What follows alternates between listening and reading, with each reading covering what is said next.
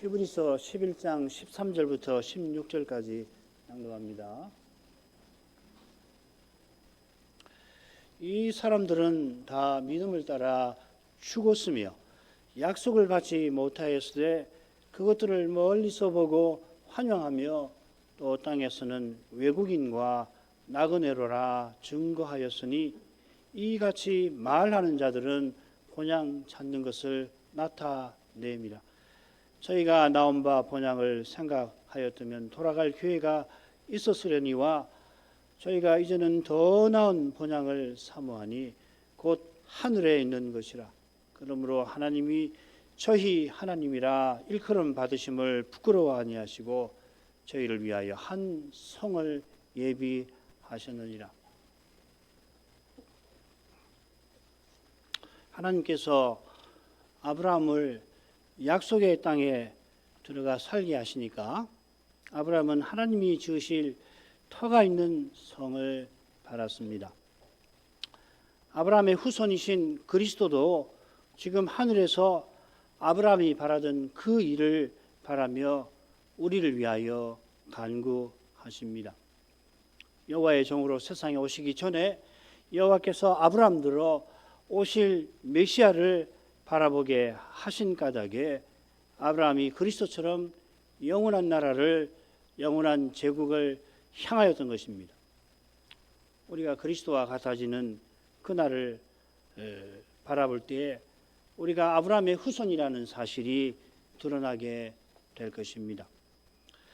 하나님께서 이처럼 아브라함의 믿음을 좇는 이들, 우리도 그들인데 없는 데서 불러내셨습니다. 이 사실이 사라 자신도 단산하였으나 잉태하는 힘을 얻었다 하신 말씀에 잘 드러납니다. 잉태하는 힘이라 새긴 참 잘 새긴 표현인데 이 낱말은 씨의 기초를 위한 힘이라 이렇게 되어 있어요. 하나님께서 터가 있는 성을 세우시는 분이라 사라와 아브라함을 통하여 씨의 기초를 친히 세우신 것입니다. 하나님 백성을 불러내신 것이에요. 없는 데서부터. 자, 이런 교훈이 이어나오는 교훈 11절까지 지난번 살폈으니까 12절에도 잘 나타납니다. 이러므로 죽은 자와 방불한 한 사람으로 말미암아 하늘의 허다한 별과 또 해변의 무수한 모래와 같이 많이 생육하였느니라. 이러므로 이건 11절에 사라가 씨의 기초를 세울 힘을 얻은 사실을 가리키겠죠. 그 사실 덕분에 죽은 자와 방불한 한 사람으로 말미암아 많은 사람이 태어날 수 있었다 한 것입니다. 사실 이 선자가 섬세하게 이 내용을 설명을 해요. 우리가 이걸 다 할 수 있으면 얼마나 좋을는지 모르겠습니다만은 원어를 안다고 해도 다 모르지요. 이러므로 하고서 선자는 먼저 또한 한 사람으로 말미암아 태어났다 이렇게 쓰고 있어요. 또한이라는 말을 썼어요. 사라가 씨의 기초를 세울 힘을 얻었는데 또한 역시 한 사람 아브라함이죠. 아브라함도 같은 힘을 얻어서 그로부터 많은 자손이 태어났다 한 겁니다. 이런 뜻이 11절에 사라 자신도 단산하였다. 아브라함도 단산하였고 사라도 그렇다 한 데서도 암시되어 있습니다. 낱말 하나, 낱말도 아닌 조사 한 조사도 이런 큰 뜻을 담고 있는 것이에요. 생육하였다. 나쁘지 않습니다만은 선자는 태어났다. 생육이라는 건 태어나서 자라는 것까지 말하는 거 아닙니까? 그러니까 번역이 나쁠 거 없지요. 여기서는 많은 자손은 그냥 한 자손도 태어날 수 없는 그런 현실인데 하나님이 아브라함에게서 많은 자손이 태어나게 하셨다 하는 그 점을 강조합니다. 하나님 얼마나 위대하신가가 이런 표현에 잘 드러나죠. 이게 이어나오는 표현과도 잘 어울립니다. 죽은 자와 방불한. 원문 뜻을 좀 살피기 위해서 조금 고쳐서 읽습니다. 한글 개역을 읽었어요. 이건 참고하시면 됩니다. 이러므로 역시 한 사람에게서 태어났다. 게다가 이 사람이 죽은 자인데도 하늘의 별처럼 많이, 이렇게 되어 있습니다. 이게 이제 한국 우리말 어순하고 안 맞으니까 자연히 번역을 하려면은 고쳐야겠죠. 그래 자연스럽게 새기느라 죽은 자와 방불한 한 사람이라 적절히 표현했습니다. 참 훌륭한 번역이지만은 원문의 내용을 어느 번역도 다 담는 법은 없어요. 첫째로 선자는 아브라함이 죽은 자와 방불하다고 말하지 않습니다. 죽은 자라고 합니다. 같은 낱말이 로마서 4장 19절에서는 몸의 죽은 것 같음 이렇게 새겨져 있는데 거기도 죽은 것입니다. 다른 데서는 죽었다, 죽은 것이라고 그걸 번역해놨어요.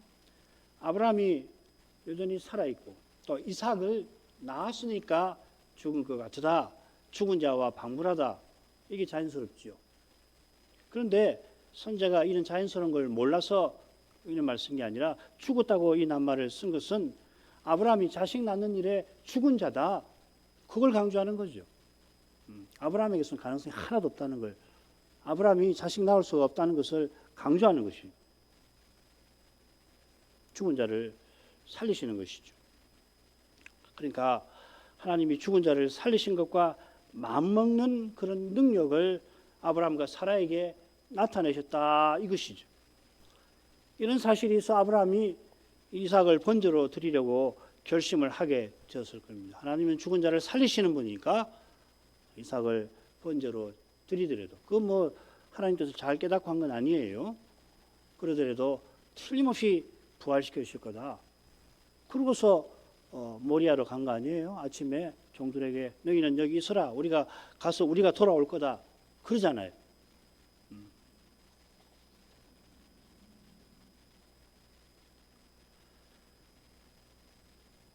하나님께서 죽은 자를 살리시는 분인 사실이 우리 같은 죄인을 믿게 하시는 데에서 생생하게 나타납니다. 우리 생각에는 바울만큼 그리스도를 믿지 않을 사람이 없겠습니다마는 하나님은 그를 교회의 사도로 세우셨어요. 이런 점에서 죽은 자와 방불한 한 사람도 나쁘지 않지만은 이 사람이 죽은 자인데도 이렇게 새기는 것도 나쁘지는 않을 것 같아요. 읽으시면서 이런 뜻이지, 이렇게 생각하고 읽으시면 좋겠습니다.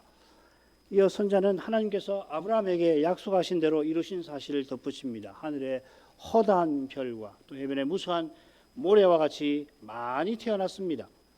이 표현들은 아브라함이 이 하나님과 언약을 맺을 때, 또 이삭을 번제로 드릴 때 하나님께서 베푸신 말씀에 나오는 표현들이지요. 하나님이 이 약속을 친히 이루신 겁니다. 이런 점에서 아브라함이 낳았다 아니하고 한 사람에게서 태어났다, 낳았다는 말이 수동태예요.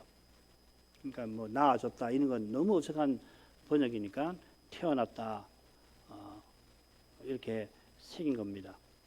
하나님께서 이 돌들로도 아브라함의 자손이 되게 하시리라, 새 요한이 말한 것처럼 하나님께서 자식 낳은 일에 죽은 자였던 사람에게서 수많은 자손이 나게 하셨습니다. 오늘 읽은 말씀으로 이제 나아갑니다. 7번 믿음으로, 그게 원문에는 다 문장 처음에 있어요. 그래서 그렇게 단락을 나눴는데 이 13절부터 16절은 그런 식이라면은 이 셋째 소단락에 붙여 살피는 게 좋지만은 여러 면에서 따로 보는 것이 좋아서 단락을 구분해서 보겠습니다. 먼저 읽겠습니다. 이 사람들은 다 믿음을 따라 죽었으며 약속을 받지 못하였으되 그것들을 멀리서 보고 환영하며 또 땅에서는 외국인과 나그네로라 증거하였으니 이같이 말하는 자들은 본향 찾는 것을 나타냅니다. 저희가 나온 바 본향을 생각하였다면 돌아갈 기회가 있었으려니와 저희가 이제는 더 나은 본향을 사모하니 곧 하늘에 있는 것이라. 그러므로 하나님이 저희 하나님이라 일컬음 받으심을 부끄러워 아니하시고 저희를 위하여 한 성을 예비하셨느니라. 왜 단락을 구분해야 하느냐? 이 중에 첫째가 13절은 믿음을 따라 이렇게 시작돼요. 믿음으로 앞에서는 쭉 그렇게 3번이나 또 뒤에 4번 나오는데 결국 같은 거죠. 믿음을 따라. 이 사람들은 앞서 나온 아브라함, 이삭, 야곱 그리고 사라. 또 중요하게는 아브라함과 사라지요. 이삭과 야곱은 말하자면은 아브라함 이야기에서 잠깐 나오는 거죠. 믿음을 따라 이 사람들은 다 죽었습니다. 이 사람들이 믿음을 따라 다 살았다 해도 이어나오는 내용과 잘 어울리겠죠. 다 믿음을 따라 살았다. 이게 더 자연스럽게 들리지 않으세요? 믿음을 따라 살며 약속들을 멀리서 보고 환영하였다. 이게 더 자연스럽게 다가오시지 않습니까? 저는 그러는데. 근데 선자는 이 사람들이 믿음을 따라 죽었다 이렇게 했어요. 이 죽었다는 낱말이 4절에 아벨에게 쓰였죠. 아벨이 죽었으나 그 믿음으로써 여전히 말하고 있다. 역시 이 중요한 말, 죽었다 말하고 있다. 여기 다 나오죠. 여기서는 이 사람들이 믿음을 따라 죽었는데 바로 이어서 14절에 이같이 말하는 자라 이렇게 했어요. 그러니까 아벨 사건과 의도적으로 붙여서 읽도록 하는 거죠. 아브라함과 사라가 믿음을 따라 죽었다는 것은 이건 필시 외국인과 나그네로 살았던 것, 그것을 가리키는 걸 겁니다. 그래서 본문을 이렇게 나눠볼 수 있어요. 그 도표 있죠, 그죠? 이 성경을 읽으면 이렇게 읽으면 의중이 잘 드러납니다. 때때로 항상 그런 거 아니지만은 여기 보면은 믿음을 따라 죽은 것하고 외국인과 나그네로 증가했다. 이게 서로 짝을 이루는 거거든요. 아브라함과 사라가 외국인과 나그네로 살아갔다 하는 것은 하늘 본향에 이르기 위함입니다. 아브라함이 하나님께 제사 드릴 때에 자기는 가나안에서 장수하다가 평안히 죽을 거고 자기 후손은 4대 만에 가나안에 돌아올 거라는 예언을 듣죠. 창세기 15장입니다.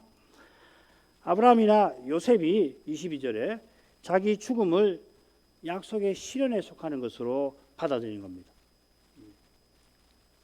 자기가 죽는 일이 하나님이 약속 이루는 일에 포함되는 거죠. 땅에서 나그네로 사는 것은 고달프니 어서 죽어 천당 가자 했던 것이 아니죠. 고되지만 나그네로 땅에 우거하며 본향이 있는 하늘을 향해서 나아갔다 하는 겁니다. 요컨대 믿음을 따라 이분들이 죽었다 한 것은 그들이 죽을 때까지 소명을 이뤘다, 고난 중에 이뤘다, 그걸 암시하는 겁니다. 그러니까 우리가 다음이 아니라 다음 시간 살피는 가나안 시대, 거기도 죽음과 부활의 요소가 나온다고 그랬죠, 그죠? 이 고난 이야기거든요. 거기도 보면 죽고 부활하고 더 나은 부활을 바라면서 자기 죽은 자들을 받아들였다. 뭐 이런 표현들, 이 고난의 요소다. 이렇게 먼저 말씀을 드리죠. 그들의 소명은 약속과 붙어 있습니다. 약속이 9절에 2번 나옵니다. 약속의 땅에 우거했다. 동일한 약속을 여부로 함께 받았다. 약속의 땅에 우거한다 하는 표현이 아브라함이 약속을 받지는 못했다는 말이죠. 주시마 약속하신 땅에 사는데 땅되기 하나 없이 나그네로 거기서 지냈습니다. 주시마하고 약속을 들었습니다마는 약속하신 땅을 받지 못했습니다. 그런데 아브라함이 헤브론에서 막벨라 굴을 돈 주고 얻긴 했지만 그 역시도 약속을 받은 건 아니지요.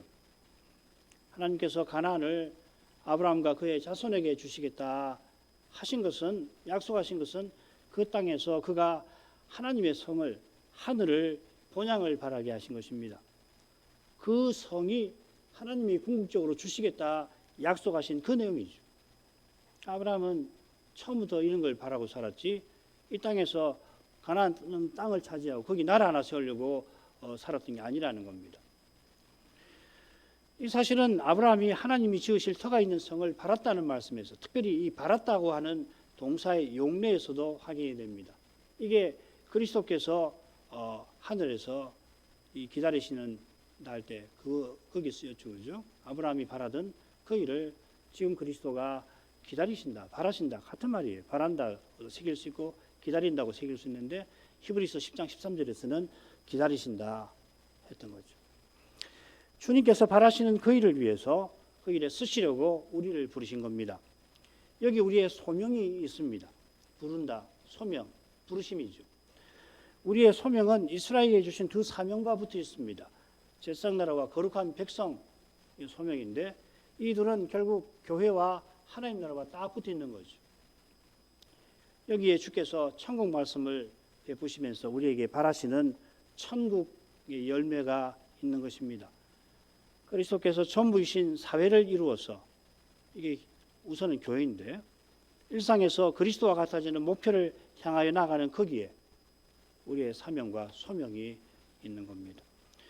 이 소명을 이루고 나가는 길에 교회와 신자는 죄와 죽음의 현실 가운데서 주의 이름을 부르지 않을 수 없게 되는 겁니다. 이런 삶은 그리스도가 아버지의 이름을 자기 형제들 우리에게 선포하시고 우리 중에서 교회에서 아버지를 찬송하는 예배를 통하여서 이어져 가는 겁니다. 이어져 가는데 향하여 가는 것이죠. 점점 저 목표를 향해서 오늘 예배를 드렸으면은 우리의 삶은 그만큼 하늘로 나아가는 것이죠. 그것이 예배드린 신자가 일상에서 그리스도를 드러내는 삶을 통해서 확인이 되는 거 아니에요. 자, 이건 다른 데도 살피기로 하고요. 아브라함과 사라는 죽는 순간까지 그것들, 약속들을 멀리서 보고 환영하였습니다. 이 표현은 주님께서 아브라함에 관하여 하신 말씀을 떠오르게 합니다. 아브라함이 나의 때 볼 것을 즐거워하다가 보고 기뻐하였느니라. 로마서 8장 56절입니다. 아브라함이 메시아의 때를 마침내 보았다 그리고 기뻐하였다 하셨는데 비슷하게 아브라함이 약속들을 보고 환영하였다 하였습니다. 보았다 하였습니다. 메시아의 때를 그가 보았다라고 하는 것은 그때 볼 것을 즐거워한 것과 붙어 있지만 구별되지요. 볼 것을 즐거워하는 것하고 보았다라고 하는 것은 똑같지는 않잖아요. 메시아의 때를 볼 것을 즐거워한 것은 오실 메시아를 전심으로 바랐다 하는 것입니다. 그 때를 보는 메시아의 때를 보는 거기에 아브라함의 모든 기쁨이 있었는데 마침내 그가 보았습니다. 멀리서 보았습니다.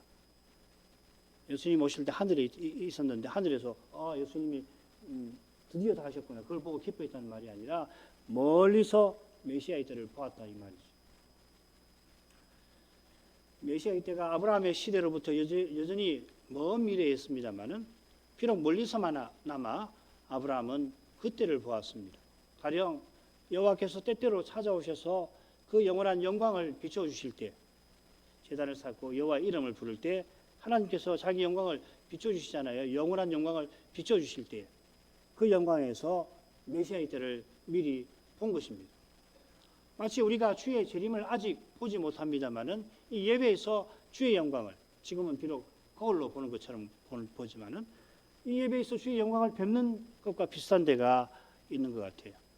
때때로 주의 영광이 압도적으로 비칠 때에 예배 도중에 하나님이 나를 이 순간에 저 하늘로 데려가 주셨으면 하늘로서 예수님이 나타나 주셨으면 그렇게 바라는 심정이 예배 중에 일어나지 않습니까? 여기서 난 죽었으면 좋겠다. 이 순간에 내 목숨이 끝났으면 좋겠다. 역사가 종결되었으면 좋겠다. 그런 심정이 우리에게 일어나지 않아요. 그런 것과 비슷한 겁니다. 아브라함이 멀리서 약속을 보고 환영한 겁니다.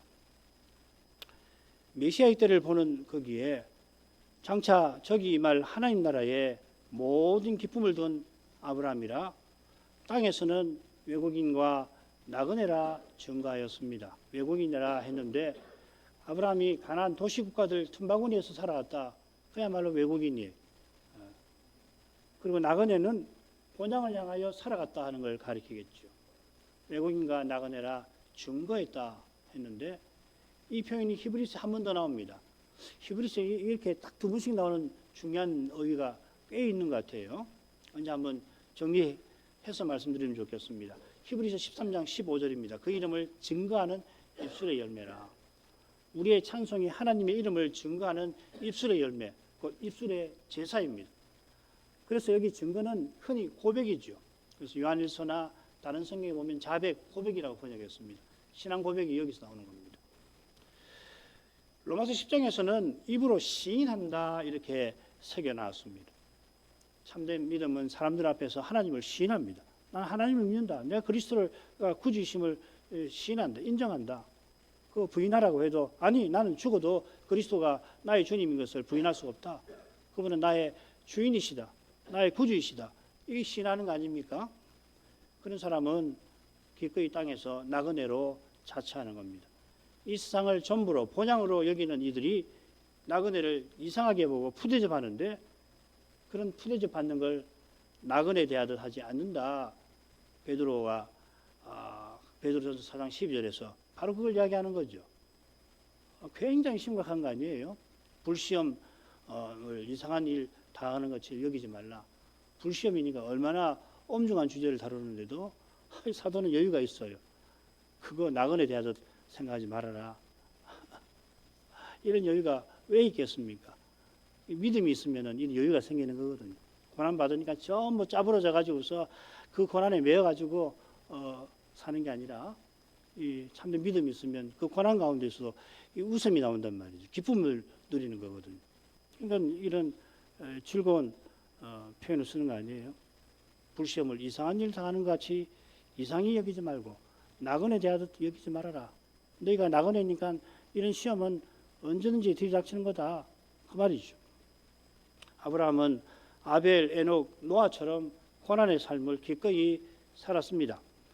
약속을 멀리서 보고 땅에서 나그네라 고백하는 아브라함과 사라를 가리켜서 선자는 14절에서 이같이 말하는 자라 했습니다.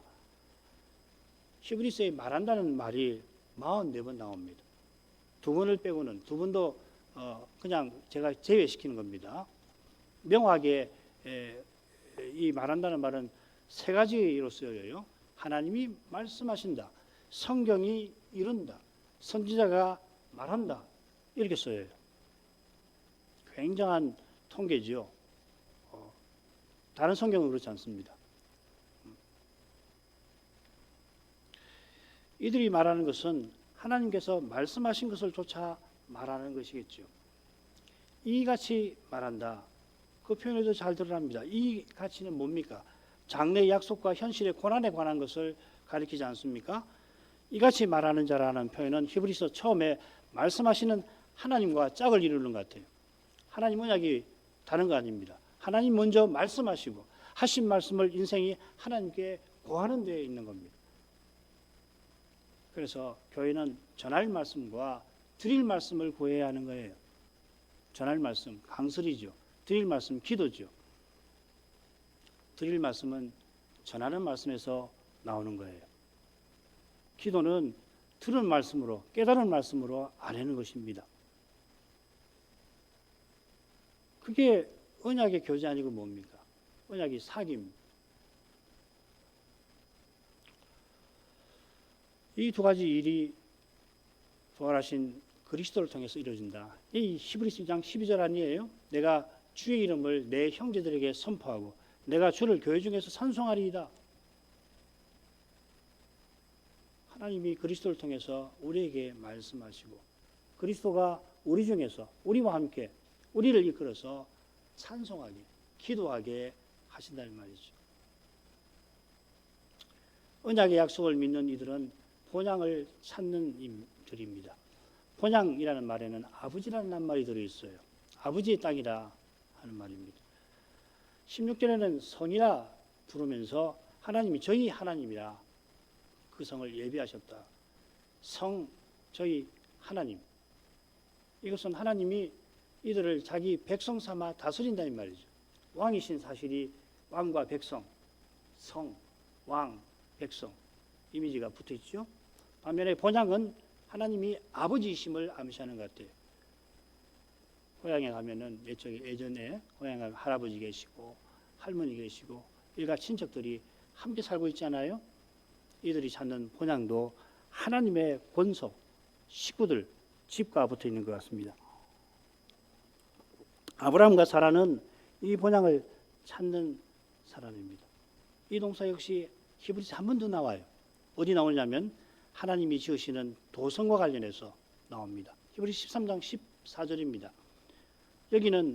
우리가 여기는 영관 도성이었고 오직 장차 올 성을 찾다니. 우리가 찾는 성이 영관 성인 것처럼 우리가 모든 것을 버리고 그것을 추구하는 겁니다. 사라질 것까지도. 없어질 것은 뭐 당연히 버려야겠죠. 없어져야 할 거, 있어서 안 되는 거, 그건 당연히 버려야 하는 겁니다. 게다가 사라질 거, 이 땅에 사는 동안 쓰라고 주신 거, 그걸 다 뒤로하고 추구하는 것이죠. 그 성을 아브라함과 사라도 멀리서 바라며 우리처럼 추구했습니다. 한 가지만 더 보십시다. 아브라함과 사라가 본향 찾는 것을 나타냈다 그랬지요. 이 말도 히브리서 한 번 딱 더 나와요. 예수님이 부활 후에 하나님 앞에 나타나셨다. 수동태로 쓰였습니다. 이로써 이 신약의 선자는 아브라함과 사라가 본향 찾는 것을 오실 메시아를 바라본 것이라는 거 넌지시 나타내는 것 같습니다. 믿음은 오직 그리스도, 전부 그리스도입니다. 오직 그리스도, 전부 그리스도는 극단적으로 과격한 표현이 아니라 지극히 정상적인 믿음의 표현인 겁니다. 이게 만약에 교회에서 그렇지, 당연하지요. 목사가 1000번이고 10,000번이고 오직 그리스도, 전부 그리스도, 과연 그렇습니다. 그렇게 되어야 되지 않겠습니까? 놀랍게도 지금 이 시대는 저렇게 과격한 표현이 다 있나? 그러잖아요. 과격한 거 아닙니다. 지극히 정상입니다. 왜 지극히 정상이 이 세상에서는 지극히 비정상이 되었습니까? 이 세상의 정체는 무엇입니까? 그 죄지요. 죄가 있는 데서는 정상이 비정상이 되는 거예요. 그러니까 지극히 정상적인 것이 지극히 비정상적인 것으로 취급받는 거라고요. 그럴 때 어떻게 해야 합니까? 하나님 말씀을 쫓아가야 하는 거예요. 정상을 쫓아가야 되는 거예요. 아무리 이 세상에서 이상하다, 뭐 그렇게 믿냐? 광신자니냐? 뭐 그러면 그런가 보다 가야지. 그런 소리 안 들으려고 진리를 타협할 수 없는 거 아니에요? 이런 순수한 고백에 이르지 않으면 믿음은 항상 문제를 일으키는 겁니다. 다른 게 와요. 그리스도 외에 다른 것이 들어온다고요. 말은 오직 그리스도라고 해놓고서 그리스도의 다른 걸 끄집어낸다고요. 물론 그럴듯하게 그리스도를 포장하긴 하겠죠. 그리스도 외에 바라는 것이 없어야 합니다. 쉽지는 않죠. 그리스도에 바라는 것이 없어야 돼요. 오직 그리스도를 바라는 것입니다. 이게 믿음인 것입니다. 이어 저희가 나온 바 본향을 생각하였다면, 이 생각하였다는 표현은 여기서는 언급하였다면 하고 새기는 게 좋을 것 같아요. 22절에 이 요셉이 말했다 그렇게 번역해 놨거든요.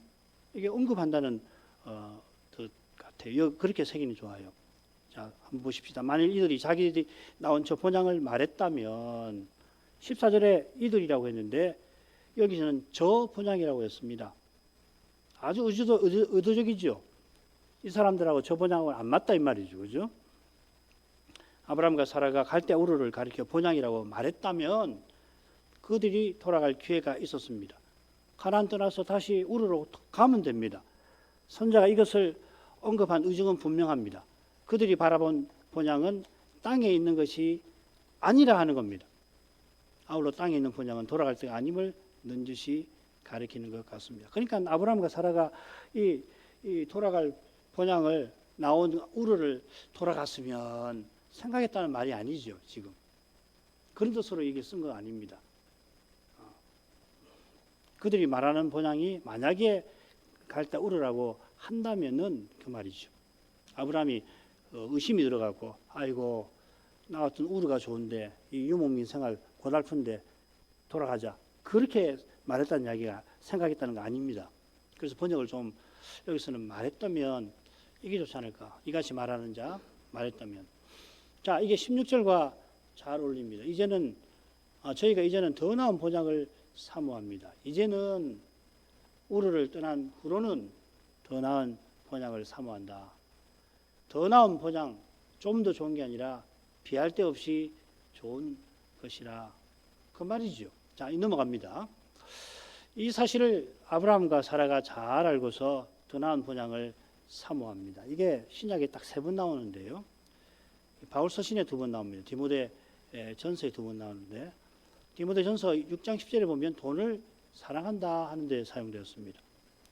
정금보다 율법을 더 사모하라는 말씀처럼 더 나은 본향은 그만큼 지금 여기서 타락한 인생이 가장 사모하는 육의 몸을 입고 있어서, 썩는 몸을 입고 있어서 썩지 아니하는 정금을 본능적으로 가장 사모하는 상태인데, 그보다 더 사모하라 이 말이죠. 사모한단 말이죠. 모든 것을 버리고서 추구하고 모든 것을 뒤로하고서 나아가야 할 본향은 하늘에 있는 것입니다.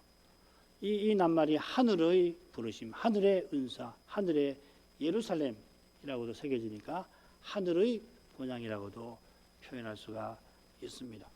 하늘은 태초에 하나님의 거처로 창조되었죠.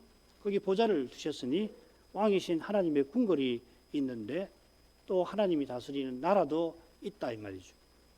이 나라가 16절 끝에 나오는 성회라는 말에 함축되어 있습니다.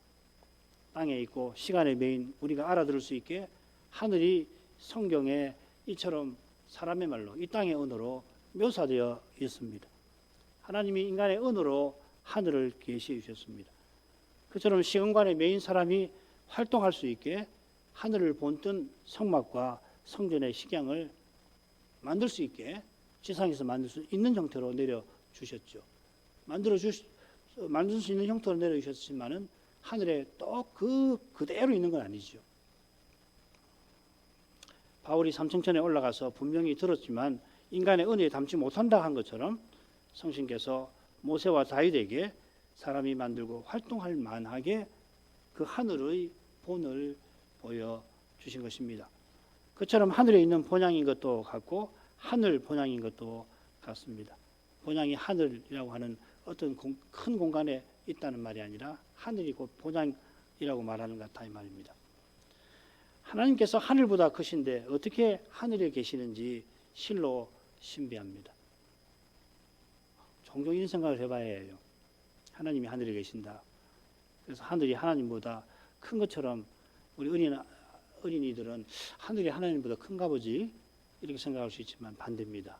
하나님이 하늘보다 비할 수 없이 크신 분입니다. 그러니까 그런 하나님이 사람으로 계시는, 하늘도 아니고 육체로 계시는, 신성의 모든 충만이 육체로 가신다.